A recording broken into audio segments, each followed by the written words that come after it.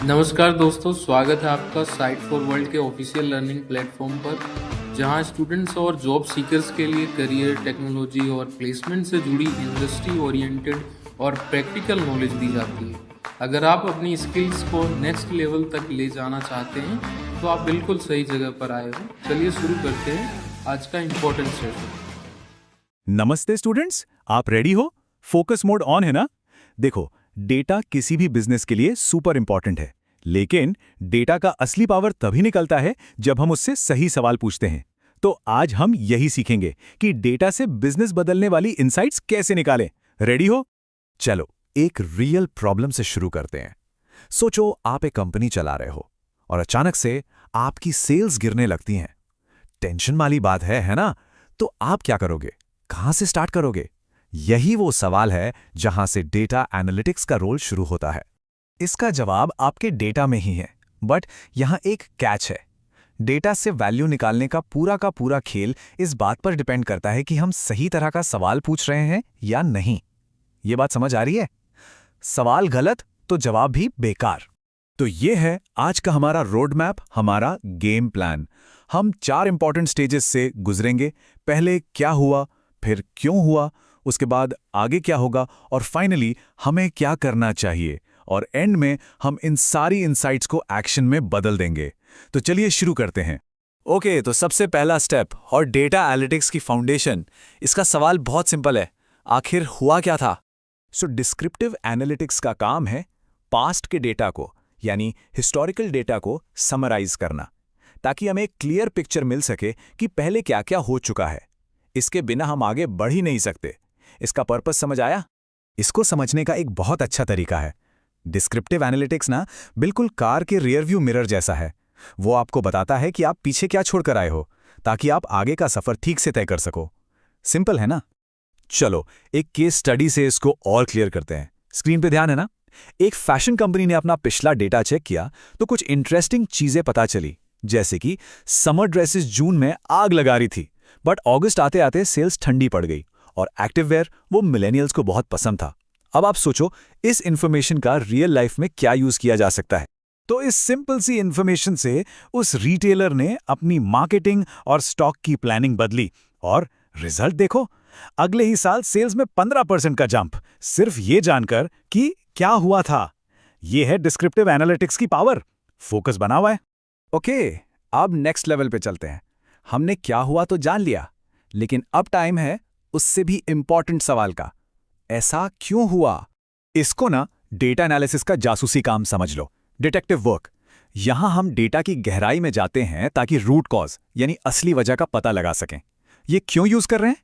ताकि प्रॉब्लम को जड़ से पकड़ सकें।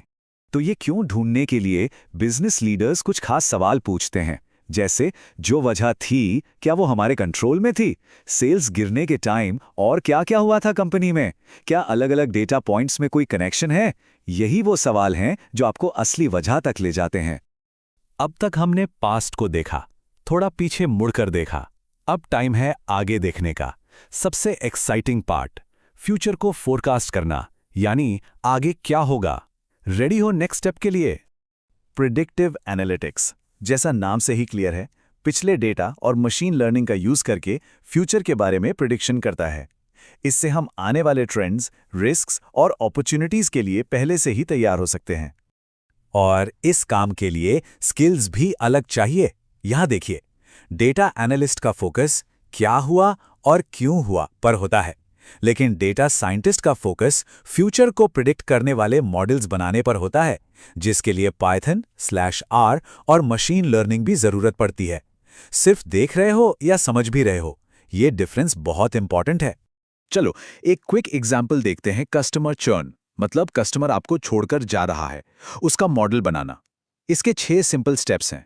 पहले डिफाइन करो कि चर्न का मतलब क्या है, फिर डेटा कलेक्ट करो, उसके बाद की बिहेवियर्स आइडेंटिफाई करो, सही मशीन लर्निंग मॉडल चुनो, उसको ट्रेन और टेस्ट करो, और आखिर में उसे प्रोडक्शन में डाल दो।